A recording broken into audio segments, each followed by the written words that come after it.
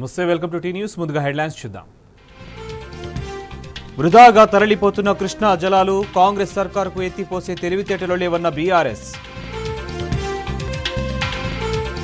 Pharma కంపెనీలకు భూములు ఇవ్వాలని సీఎం రేవంత్ ఒత్తిడి, ఆదుకోవాలని కేటీఆర్ను కోరిన కొడంగల్ రైతులు. దేశవ్యాప్తంగా అటవీ విస్తీర్ణం తగ్గినా తెలంగాణలో పెరిగింది. మెట్రో నగరాల్లో హైదరాబాద్ మొదటి స్థానంలో ఉందన్న కేంద్రం. బ్రెజిల్లో ఘోర విమాన ప్రమాదం, మొత్తం 61 మంది చనిపోయారన్న ఎయిర్లైన్స్.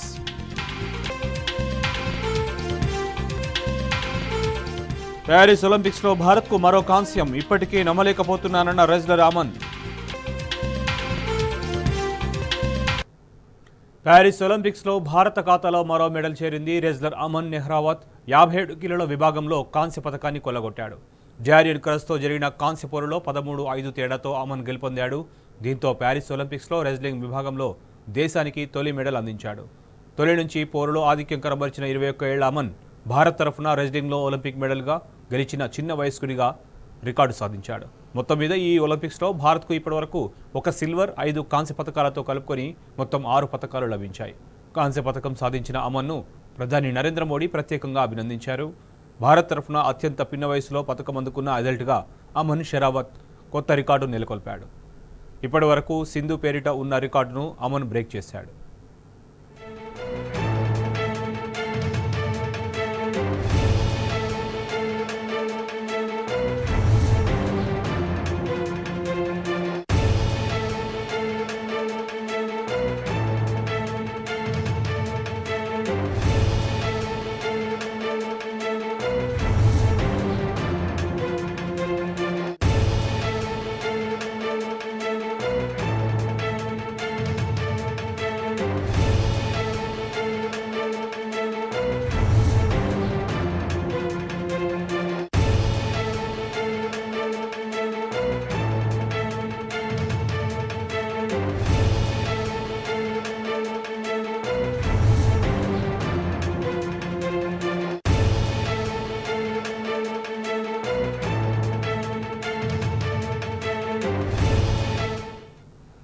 ప్యారిస్ ఒలింపిక్స్లో భారత్ ఖాతాలో మరో మెడల్ చేరింది. రెజ్లర్ అమన్ నెహ్రావత్ 57 కిలోల విభాగంలో కాంస్య పథకాన్ని కొల్లగొట్టాడు.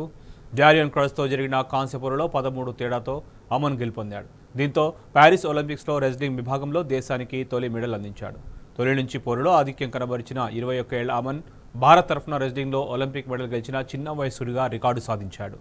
మొత్తం మీద ఈ ఒలింపిక్స్లో భారత్కు ఇప్పటి వరకు 1 సిల్వర్, 5 కాంస్య పథకాలతో కలుపుకొని మొత్తం 6 పథకాలు లభించాయి. కాంస్య పథకం సాధించిన అమన్ను ప్రధాని నరేంద్ర మోడీ ప్రత్యేకంగా అభినందించారు. భారత్ తరఫున అత్యంత పిన్న వయసులో పథకం అందుకున్న అథ్లెట్గా అమన్ కొత్త రికార్డు నెలకొల్పాడు. ఇప్పటి వరకు సింధు పేరిట ఉన్న రికార్డును అమన్ బ్రేక్ చేశాడు.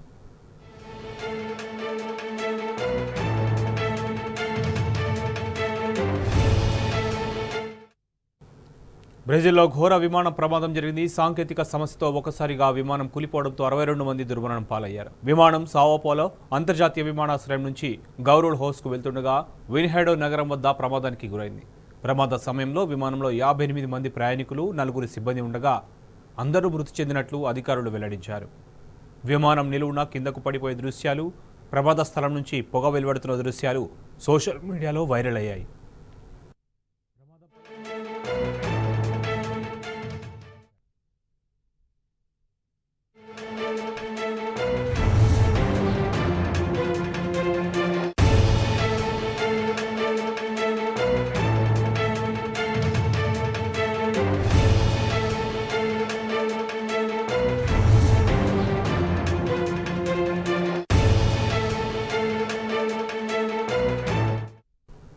బ్రెజిల్లో ఘోర విమాన ప్రమాదం జరిగింది. సాంకేతిక సమస్యతో ఒకసారిగా విమానం కూలిపోవడంతో 62 మంది దుర్మరణం పాలయ్యారు. విమానం సావోపోలో అంతర్జాతీయ విమానాశ్రయం నుంచి గౌరూల్ హోస్కు వెళ్తుండగా విన్హెడో నగరం వద్ద ప్రమాదానికి గురైంది.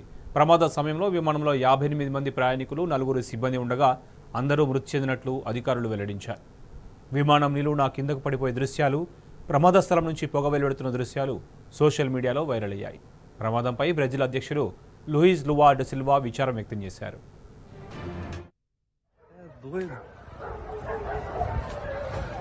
Caralho, moleque.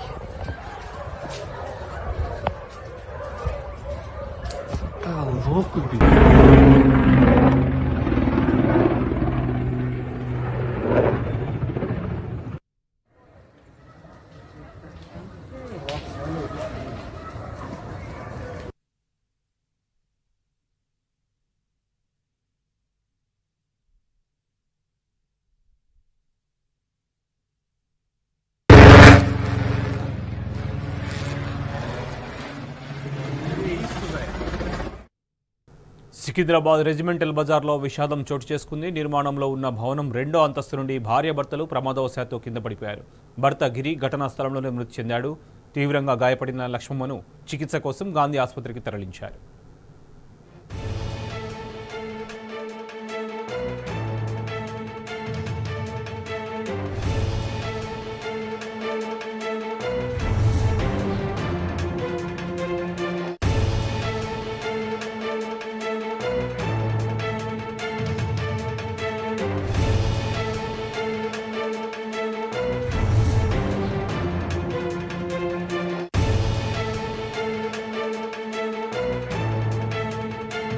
కృష్ణా బేసిన్లోని శ్రీశైలం ప్రాజెక్టుకు వరద మళ్లీ పెరుగుతోంది. శుక్రవారం డ్యామ్ సైట్ వద్ద 2,86,919 క్యూసెక్కుల ఇన్ఫ్లో నమోదవుతుండగా జూరాల సుంకేసుల నుంచి 3,81,236 క్యూసెక్కుల వరద చేరుతోంది. దీంతో శ్రీశైల జలాశయం 10 గేట్లు 14 అడుగుల మేర ఎత్తి 3,47,680 క్యూసెక్కుల నీరు దిగువన ఉన్న నాగార్జున సాగర్కు విడుదల చేస్తున్నారు అధికారులు. మరోవైపు జూరాల ప్రాజెక్టుకు సైతం వరద నీరు కొనసాగుతుంది. దాంతో జూరాల ప్రాజెక్టు 34 గేట్లు ఎత్తి శ్రీశైలంకు నీటి విడుదల చేస్తున్నారు. జూరాల పూర్తిస్థాయి నీటి మట్టం 9.657 టీఎంసీలు కాగా ప్రస్తుత నీటి నిల్వ 8.319 టీఎంసీలకు చేరింది. ఇక జూరాల ఎగువ విద్యుత్ కేంద్రంలో 5 యూనిట్లతో విద్యుత్ ఉత్పత్తి కొనసాగుతుంది.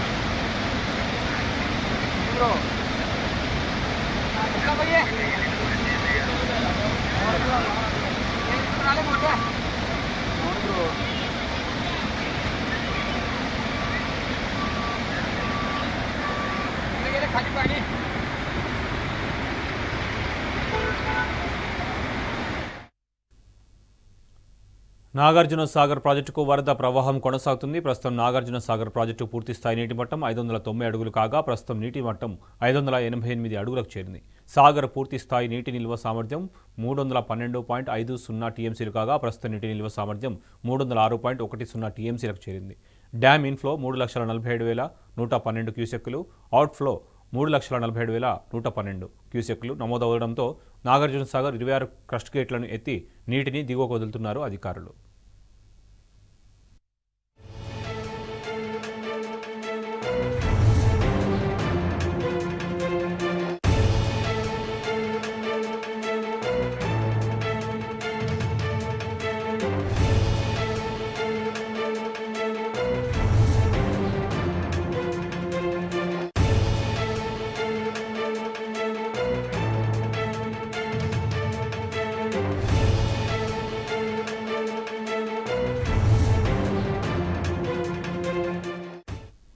కాంగ్రెస్ ప్రభుత్వం నిర్లక్ష్యం కారణంగా నేడు సుంకిశాల ప్రాజెక్టు గోడ కూలిందన్నారు కేటీఆర్. మున్సిపల్ శాఖను తన వద్దే పెట్టుకున్న సీఎం రేవంత్ ఈ ఘటనకు బాధ్యత వహించాలన్నారు. ఆగస్టు 2న ఉదయం 6 గంటలకు ఘటన జరిగితే ప్రభుత్వానికి సమాచారం లేదా లేక విషయాన్ని కప్పిపెట్టారా అని ప్రశ్నించారు. ఒకవేళ తెలియకపోతే ప్రభుత్వానికి సిగ్గుచేటన్నారు కేటీఆర్. సుంకిశాల గౌరవ పెద్దలు కేసీఆర్ గారు ఆలోచన ఎట్లయితుందో దానికి అనుగుణంగా ఈ ప్రాజెక్ట్ చేపట్టిన తర్వాత 2,250 కోట్ల రూపాయల మరి అనుమతులు ఇచ్చి చాలా వేగంగా మేము ప్రాజెక్ట్ పనులు టేకాఫ్ చేసినాం. చాలా వేగంగా 2024 సమ్మర్ కల్లా పూర్తి చేయాలనే లక్ష్యంతో ముందుకు పోయినాం. సరే మా ప్రభుత్వం డిసెంబర్లో దిగిపోయింది. ఇక దిగిపోయిన తర్వాత గత డిసెంబర్ నుంచి మొన్నటి దాకా దాదాపు ఒక 2 నెలల దాకా పనులు మొత్తం ఎక్కడికక్కడ స్తంభించిపోయినాయి. మున్సిపల్ డిపార్ట్మెంట్లో పాలన పడకేసింది. వీళ్ళు లేటుగా మేల్కొన్నారు. మొన్న ఒక 2-3 నెలల కింద మేల్కొని హైదరాబాద్లో మన తాగునీటి కోసం బాగా గోసైంది. ఎండాకాలంలో ట్యాంకర్లు వచ్చినాయి. మళ్ళీ ట్యాంకర్లు బుక్ చేసుకోమని స్వయంగా ముఖ్యమంత్రి గారు 2,000 రూపాయలకే ట్యాంకర్ అందిస్తామని బంపర్ ఆఫర్ ఇవ్వడం, ఇవన్నీ చూసిన తర్వాత బాగా విమర్శలు వచ్చినాయి ప్రభుత్వం మీద. చాలా వ్యతిరేకత, ప్రజల నుంచి చాలా విమర్శలు వచ్చినాయి. వచ్చినాక అప్పుడు మొద్దు నిద్ర నుంచి వీళ్ళు మేల్కొన్నారు. మేల్కొని ఆగమాగం వర్షాకాలంలో హడావుడి చేయడం మొదలుపెట్టారు. పెట్టి అందులో భాగంగానే లాస్ట్ 2-3 మంత్స్లో ఇక జలమండలి అధికారుల మీద ఒత్తిడి తెచ్చి దన్న కట్టండి, మీరు ఫాస్ట్గా కట్టండి, సరే ఇన్ని రోజులు దున్నపోతులాగా నిద్రపోయినాం కానీ ఇప్పుడన్నా ఫాస్ట్ కట్టండి అని ఒత్తిడి తెస్తే ఫుల్ ఫ్లో వస్తుంది, వరద వస్తుంది అని చెబితే వినకుండా ఇవాళ తొందరగా పూర్తి చేయాలని చెప్పి మాకు ఆదేశాలు పైనుండి వచ్చినాయి. ఏవైతే పంప్ హౌస్లో పనులు పూర్తయి మోటార్ల బిగింపు జరిగే వరకు టన్నలు, అదేవిధంగా ఈ రిటైనింగ్ వాల్ ఏదైతే కట్టినారో వాటిని గేట్లు అమర్చే క్రమంలో ఆ టన్నల్కి మీరు వరద కాలంలో పెట్టకుండా కొద్ది కాలం తర్వాత పెడదామని అధికారులు చెప్పినా వినకుండా ఈరోజు హడావుడిగా గేట్లు అమర్చడం వల్ల ఈ నష్టం జరిగింది. మొత్తం ఆ వీడియోలో మీకు చూపెడదాం అనుకున్న వీడియో కూడా మీరు అందరు చూసే ఉంటారు. సోషల్ మీడియాలో ఇప్పటికే విస్తృతంగా తిరుగుతూ ఉంది ఆ వీడియో. తప్పకుండా నేను మిమ్మల్ని ప్రభుత్వాన్ని అడిగేది, ఇంజనీర్ల పర్యవేక్షణ లేకుండా, పురపాలక శాఖ అజమాయిషీ లేకుండా ఈ రకమైన ప్రమాదం ఏదైతే జరిగిందో, అదృష్టవశాత్తు కూలీలు షిఫ్టులు మారే టైంకి ప్రమాదం జరిగింది. లేకపోతే అక్కడ ఎంతమంది మరణించేవారో లెక్క కూడా లేదు. అంత పెద్ద ప్రమాదం ఇది. 2 ఎక్స్పాన్షన్ జాయింట్ల మధ్యన ఉన్న రిటైనింగ్ వాల్ మొత్తం కొట్టుకుపోయింది. మంచి జరిగితే మా ఖాతాలో వేసుకోవాలా, చెడు జరిగితే మాత్రం వాళ్ళ ఖాతాలో వేయాలనే చిల్లర ప్రయత్నం ఏదైతే ఈ ప్రభుత్వం చేస్తుందో ఇది పూర్తి స్థాయిలో ఈ ప్రభుత్వం యొక్క వైఫల్యం. ఎందుకంటే 9వ నెల ఈ ప్రభుత్వం వచ్చి 8 నెలలు పూర్తయింది. 9వ నెలలో అడుగుపెట్టారు. మరి 9 నెలల్లో ఈ ప్రభుత్వం ఈ ప్రాజెక్టును పర్యవేక్షించకుండా, ఏం జరుగుతుందో తెలుసుకోకుండా, కనీసం పట్టించుకోకుండా, మున్సిపల్ శాఖ మంత్రి లేకపోవడం వల్ల, ప్రత్యక్ష పర్యవేక్షణ లేకపోవడం వల్ల, అక్కడ అధికారుల మీద అజమాయిషీ లేకపోవడం వల్ల ఈ రకంగా ఈ లీకేజీ ద్వారా ఒత్తిడి పెరిగి మొత్తంగా ఈ ప్రమాదం జరిగిందని చెప్పి వాళ్ళ అధికారులు చెప్తా ఉన్నారు. సుంకిశాల ఘటనను ప్రభుత్వం ఎందుకు తొక్కిపెట్టిందని కేటీఆర్ ప్రశ్నించారు. మేడిగడ్డలో ఏమైనా జరిగితే కేంద్రం స్పందిస్తుందని, ఇప్పుడు బీజేపీ ఏం చెబుతుందని కేటీఆర్ నిలదీశారు. మేడిగడ్డ ఘటనను ఎన్నికలున్నప్పటికీ తాము దాచిపెట్టలేదని గుర్తు చేశారు. రాష్ట్ర ప్రజల కోట్లాది రూపాయల సంపద నీట మునిగిందన్నారు కేటీఆర్. మరి ఎందుకు సుంకిశాల ఘటనను బయటికి రాకుండా వారం రోజులు తొక్కిపెట్టింది, ఈ విషయం బయటికి చెప్పాలి. ముఖ్యమంత్రి హైదరాబాద్లో ఉన్నాడు ఈ ఘటన జరిగినప్పుడు. He was in Hyderabad, he was in Telangana. కానీ ఘటన జరిగిన తర్వాత కూడా 24 గంటల తర్వాత ముఖ్యమంత్రి గారు బలాదూర్ అని చెప్పి ఆయనతో అమెరికా విమానం ఎక్కి వెళ్ళిపోయాడు. అంటే కనీసం పర్యవేక్షణ లేదు, రిపోర్ట్ లేదు, చూసింది లేదు. పోనీ అక్కడ ఘటనా స్థలానికి పోవడం కాదు, ఇక్కడన్నా కనీసం రివ్యూ చేశారా, కనీసం ప్రజల దృష్టికి తెచ్చారా? ఇదేనా ఒక ప్రభుత్వం వ్యవహరించాల్సిన తీరు? అందుకే మేము డిమాండ్ చేసేది, మరి మీకు చిత్తశుద్ధి ఉంటే ఈ ప్రభుత్వానికి, ఏ ఏజెన్సీ అయితే ఈ పనులు చేస్తూ ఉందో, ఏ ఏజెన్సీ అయితే ఈ పనులు చేస్తుందో వెంటనే ఆ ఏజెన్సీని బ్లాక్ లిస్ట్లో పెట్టండి. మీకు చిత్తశుద్ధి ఉంటే ఈ ప్రభుత్వానికి వీఆర్ డిమాండింగ్ వెంటనే బ్లాక్ లిస్ట్లో పెట్టండి. వాళ్ళు మళ్ళీ ఒక వర్క్ కూడా ఈ రాష్ట్రంలో చేయడానికి వీలు లేకుండా ఏ డిపార్ట్మెంట్ అయినా ఇంజనీరింగ్ డిపార్ట్మెంట్ కఠినమైన చర్యలు తీసుకోవాలని చెప్పి మేము డిమాండ్ చేస్తూ ఉన్నాం. ఇవాళ ఉప ముఖ్యమంత్రి గారు ఏదో పోతున్నారు సైట్కి అని చెప్పారు. నేను ఉప ముఖ్యమంత్రి గారిని డిమాండ్ చేస్తూ ఉన్నా, ఎంతసేపు వేరే వాళ్ళ మీద నిందలు మోపి తప్పించుకుంటామంటే కుదరదు. మీ ప్రభుత్వానికి చిత్తశుద్ధి ఉంటే 9 నెలలు ఈ ప్రాజెక్ట్ని ఎందుకు పక్కకు వారేసిండ్రు, ఎందుకు ప్రమాదం జరిగితే వారం రోజులు దాచిపెట్టినరు, ఎందుకు సోషల్ మీడియా ద్వారా బయటకు వచ్చిన తర్వాత ఎందుకు మీ ప్రభుత్వం ఇవాళ దిద్దుబాటు చర్యల్లో భాగంగా కేసీఆర్ ప్రభుత్వం మీద నిందలేస్తున్నదో చెప్పాలి.